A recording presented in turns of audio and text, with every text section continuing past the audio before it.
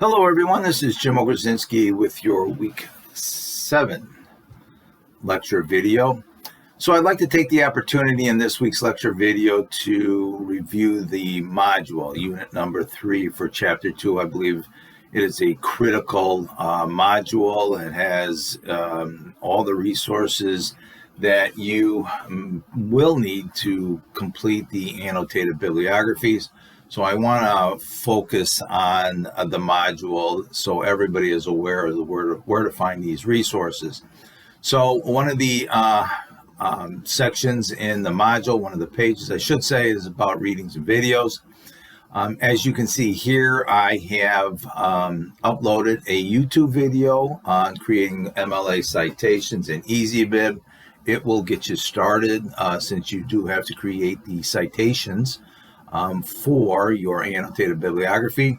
I will also sometime this week produce a separate library session video so everyone can really have a little bit clearer understanding on how to use the databases and their tools in researching for the annotated bibliography.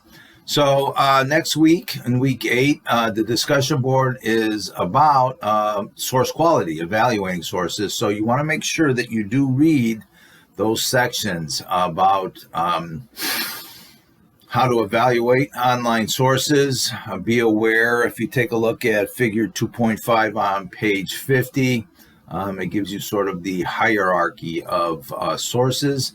And also, I'll talk a little bit in next week's lecture video about how to rate authored and unauthored sources. It's a critical quality component about evaluating your sources. So I urge you to take a look at the YouTube video here, and it will provide, it's about 4 to 5 minutes long, I believe. So you want to make sure that you do take a look at that video. So I do have some information here with some library resources. I'm beginning to break up some of my videos so that they're not too long and they're much easier to follow and review. Also, here's a link for a Ask the Librarian. Should be the link to the Moraine Valley Library site if it loads. In the meantime, while we're waiting for that to load, here's a Moraine librarian prepared a YouTube video on how to access digital materials. So you might want to take a look at digital materials if you intend to use those.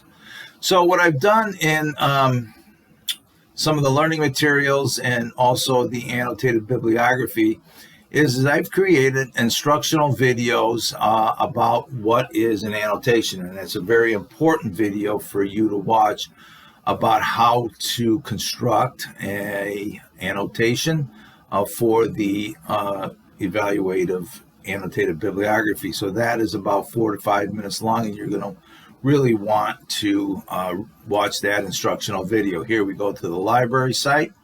So as I said, I will provide a separate library video. So I want to skip through discussion board 2.1. We've already done that. Discussion board 11 is here. What is a good source? So I'm really looking for some engagement on this particular discussion board.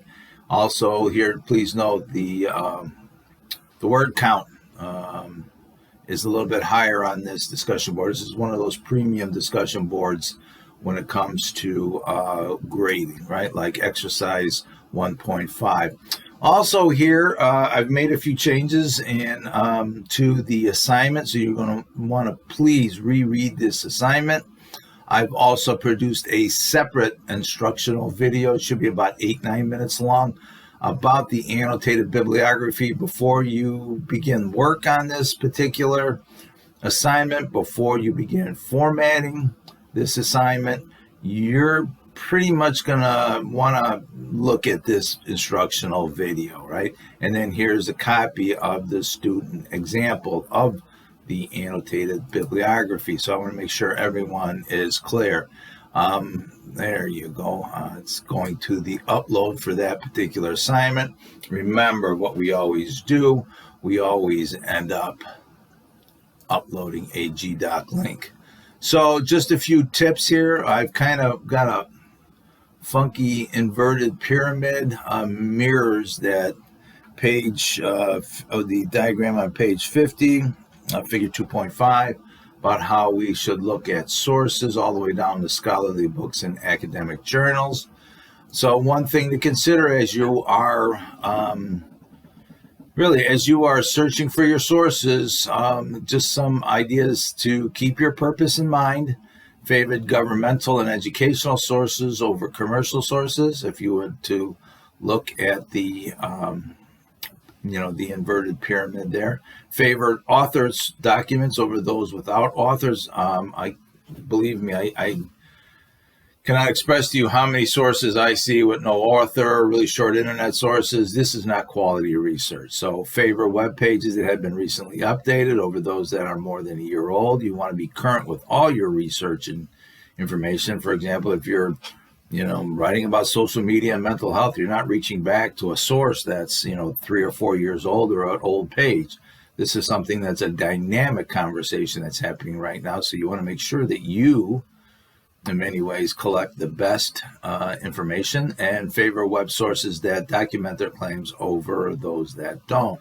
Are you seeing any hyperlinks taking you to their evidence? So it's very important. So look at that section on evaluating or what is a good source in the textbook, and then we'll talk a little bit more about how to go about looking at authored and unauthored sources. It's a very critical section in the textbook. Okay, so this will get you started. Once again, I just want everybody to be aware that I will post up a library instruction video as a resource. If you have any questions about the module chapter 2 or our path forward, send me an email. Thank you. Be safe.